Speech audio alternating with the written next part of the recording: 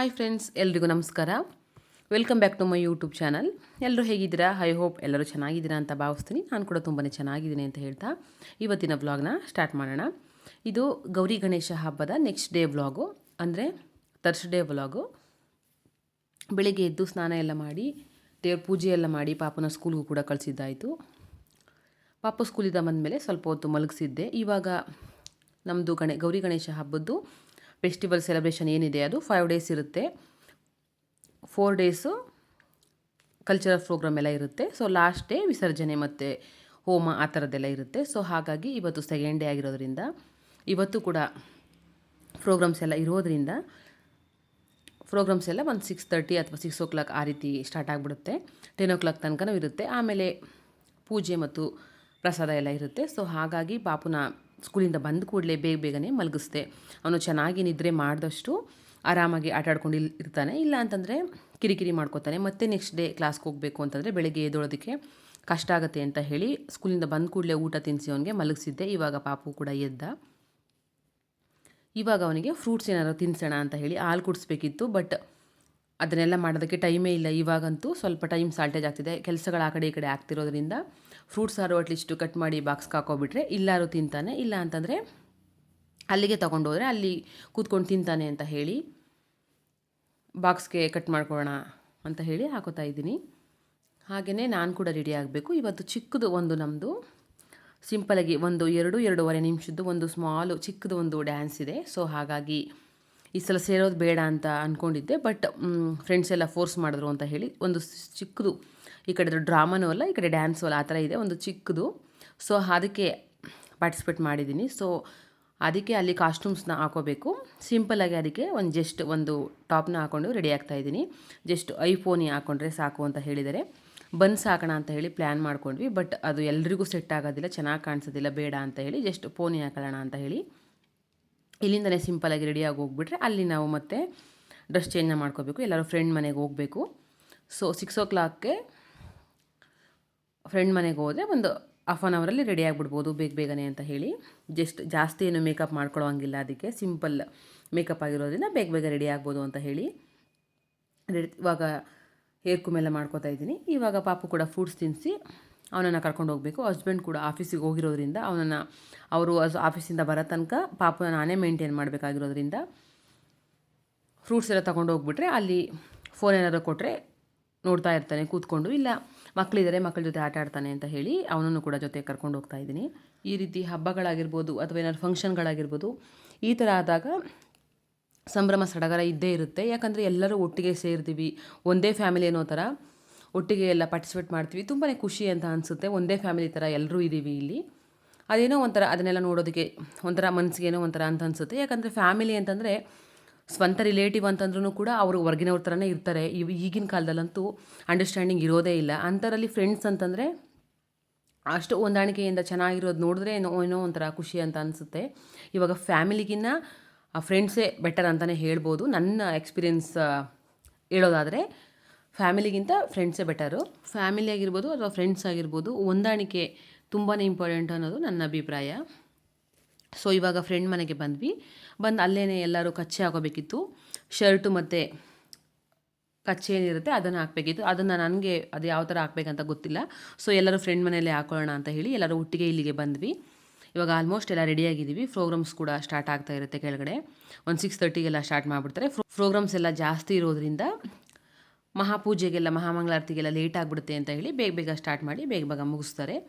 So ಹಾಗಾಗಿ ಇವಾಗ ಇನ್ನೇನು ಎಲ್ಲ ಆಲ್ಮೋಸ್ಟ್ ರೆಡಿಯಾಗಿದ್ದೀವಿ. ಇವಾಗ ಕೆಳಗಡೆ ಹೋಗಬೇಕು. ನಮ್ಮದು 7th 8th ಪ್ರೋಗ್ರಾಮ್ ಇರುವಂಥದ್ದು. ಅಷ್ಟರಲ್ಲಿ ಕೆಳಗಡೆ ಹೋದರೆ ಸಾಕು. ನಾವೆಲ್ಲ ಮಾತಾಡಿಕೊಂಡು ರೆಡಿಯಾಗಿ ಕೆಳಗಡೆ ಬರೋ ಅಷ್ಟರಲ್ಲಿ ಆಲ್ಮೋಸ್ಟ್ ಪ್ರೋಗ್ರಾಮ್ ಸ್ಟಾರ್ಟ್ ಆಗೇ ಬಿಟ್ಟಿತ್ತು. ವೆಲ್ಕಮ್ ಡ್ಯಾನ್ಸ್ ಕೂಡ ಸ್ಟಾರ್ಟ್ ಆಗಿತ್ತು. ಸೊ ಇಟ್ಸ್ ಓಕೆ, ಪರವಾಗಿಲ್ಲ ಅಂತ ಹೇಳಿ ಬಂದ್ವಿ. ಮಕ್ಕಳದೆಲ್ಲ ಡ್ಯಾನ್ಸ್ ಎಲ್ಲ ನೋಡೋದಕ್ಕೆ ಒಂದು ಚೆಂದ. ಚಿಕ್ಕ ಮಕ್ಕಳು ಮುದ್ದಾಗಿ ಡ್ಯಾನ್ಸ್ ಮಾಡ್ತಾರೆ. ಬಟ್ ಅದೆಲ್ಲ ಮ್ಯೂಸಿಕ್ ಹಾಕಿದ್ರೆ ಕಾಪಿರೈಟ್ ಬರುತ್ತೆ ಅಂತ ಹೇಳಿ ನಾನು ಅದನ್ನು ಎಲ್ಲ ತೆಗೆದುಬಿಟ್ಟಿದ್ದೀನಿ. ಎಲ್ಲ ಮಕ್ಕಳು ಅಷ್ಟೇ ತುಂಬಾ ಚೆನ್ನಾಗಿ ಡ್ಯಾನ್ಸ್ನ ಮಾಡಿದ್ರು. ಮಕ್ಕಳನ್ನ ನೋಡೋದಕ್ಕೆ ಏನೋ ಒಂಥರ ಖುಷಿ ಅಂತ ಅನಿಸುತ್ತೆ. ಪುಟಾಣಿ ಮಕ್ಕಳು ಅಷ್ಟು ಚೆನ್ನಾಗಿ ಕಲ್ತ್ಕೊಂಡು ಮಾಡ್ತಾರಲ್ಲ ಅಂತ ಖುಷಿ ಪಡಬೇಕು. ಆ ವಯಸ್ಸಲ್ಲಿ ನಾವು ಇಷ್ಟು ಚೆನ್ನಾಗೆಲ್ಲ ಮಾಡ್ತಿರ್ಲಿಲ್ಲ. ಸೊ ಏನೋ ಒಂಥರ ಖುಷಿ ಅಂತ ಅನಿಸುತ್ತೆ. ಇವಾಗಿನ ಎಜುಕೇಷನ್ನು ಆ ರೀತಿ ಇರೋದ್ರಿಂದ ಎಲ್ಲ ಮಕ್ಕಳು ಕೂಡ ಬೇಗ ಅಪ್ಡೇಟ್ ಆಗಿಬಿಡ್ತಾರೆ. ಎಲ್ಲರೂ ಚೆನ್ನಾಗಿ ಮಾಡ್ತಾರೆ. ಬಟ್ ನನ್ನ ಮಗನಿಗೂ ಕೂಡ ಸೇರಿಸೋಣ ಅಂತ ಆಸೆ ಇತ್ತು. ಬಟ್ ಅವನಿಗೆ ಅಷ್ಟು ಪ್ರಾಕ್ಟೀಸ್ ಇಲ್ಲ ಅಂತ ಹೇಳಿ ಸೇರಿಸಲಿಲ್ಲ ಅಷ್ಟೇ. ನನಗಂತೂ ತುಂಬಾ ಇಷ್ಟ ಇತ್ತು. Performance by Sannidhi.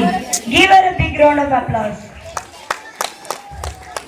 We dance for laughter, we dance for tears, we dance for madness, and so on.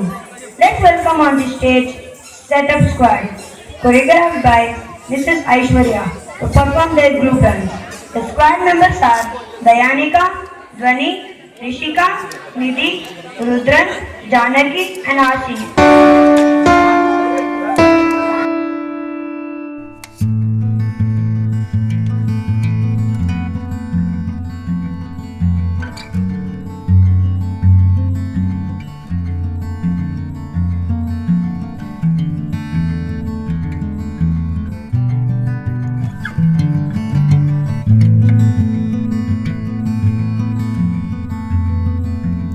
ಅಂತೂ ಇಂತೂ ಫೈನಲಿ ನಮ್ಮ ಡ್ಯಾನ್ಸ್ ಬಂದೇ ಬಿಡ್ತು. ಸ್ವಲ್ಪ ನರ್ವಸ್ ಅಂತ ಅನ್ನಿಸ್ತಾ ಇತ್ತು. ಯಾಕಂತಂದರೆ ಸ್ಕೂಲು ಕಾಲೇಜ್ ಡೇಸ್ ಆಗಿದ್ದರೆ ಸ್ಟೇಜಲ್ಲಿ ಯಾವಾಗಲೂ ಹೋಗ್ತಿದ್ವಿ, ಅಷ್ಟೇನೂ ನರ್ವಸ್ ಆಗ್ತಿರ್ಲಿಲ್ಲ. ಇವಾಗ ಅಂದರೆ ಸ್ವಲ್ಪ ಲಾಂಗ್ ಟೈಮ್ ಗ್ಯಾಪ್ ಆಗಿರೋದ್ರಿಂದ ವರ್ಷಕ್ಕೊಂದ್ಸಲನೋ ಈ ಥರ ಹಬ್ಬ ಯಾವಾಗಾರು ಬಂದಾಗ ಅಷ್ಟೇ ನಾವು ಸ್ಟೇಜ್ ಮೇಲೆ ಹೋಗೋದ್ರಿಂದ ಫಸ್ಟು ಸ್ವಲ್ಪ ನರ್ವಸ್ ಅಂತ ಅನ್ನಿಸ್ತಾ ಇತ್ತು. ಬಟ್ ಇಟ್ಸ್ ಓಕೆ, ವರ್ಷಕ್ಕೊಂದ್ಸಲ ಆದರೂ ಮಾಡ್ತೀವಲ್ಲ ಅನ್ನೋ ಅಂಥ ಖುಷಿ ಅಂತೂ ಇದ್ದೇ ಇದೆ.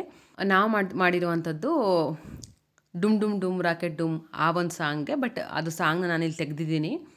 ಮ್ಯೂಸಿಕ್ಕು ಇದ್ರೆ ಇದಾಗುತ್ತೆ, ಪ್ರಾಬ್ಲಮ್ ಆಗುತ್ತೆ ಅಂತ ಹೇಳಿ ತೆಗೆದುಬಿಟ್ಟೆ. ವಿಡಿಯೋ ಸ್ವಲ್ಪ ಕ್ಲಾರಿಟಿ ಕಡಿಮೆ ಆಯಿತು. ಕ್ಯಾಮ್ರಾದಲ್ಲಿ ಎಲ್ಲ ಕ್ಯಾಪ್ಚರ್ ಮಾಡಿದ್ದಾರೆ, ಬಟ್ ಅವರು ಇನ್ನೂ ನನಗೆ ಸೆಂಡ್ ಮಾಡಿರಲಿಲ್ಲ, ವಿಡಿಯೋಸ್ ಎಲ್ಲ ಕಳಿಸ್ಕೊಟ್ಟಿರಲಿಲ್ಲ.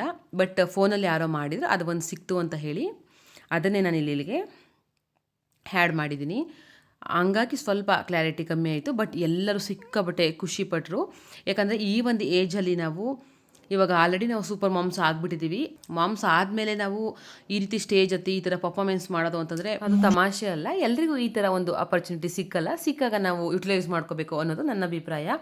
ನಿಜವಾಗ್ಲೂ ಎಲ್ಲರೂ ತುಂಬಾ ಖುಷಿಪಟ್ಟರು. ಯಾಕಂತಂದರೆ ಇದು ಡಿಫ್ರೆಂಟಾಗಿತ್ತು. ಒಂದು ರೀತಿ ಎಲ್ಲ ನಾರ್ಮಲ್ ಡ್ಯಾನ್ಸ್ ಆದರೆ, ನಾರ್ಮಲ್ ಗೆಟಪ್ ಆದರೆ ಅಷ್ಟೇನು ಡಿಫ್ರೆಂಟ್ ಅಂತ ಅನಿಸೋದಿಲ್ಲ, ಖುಷಿ ಆಗೋದಿಲ್ಲ. ಬಟ್ ಇದು ನಮ್ಮದು ಗೆಟಪೇ ಒಂಥರ ಡಿಫ್ರೆಂಟ್ ಆಗಿತ್ತು.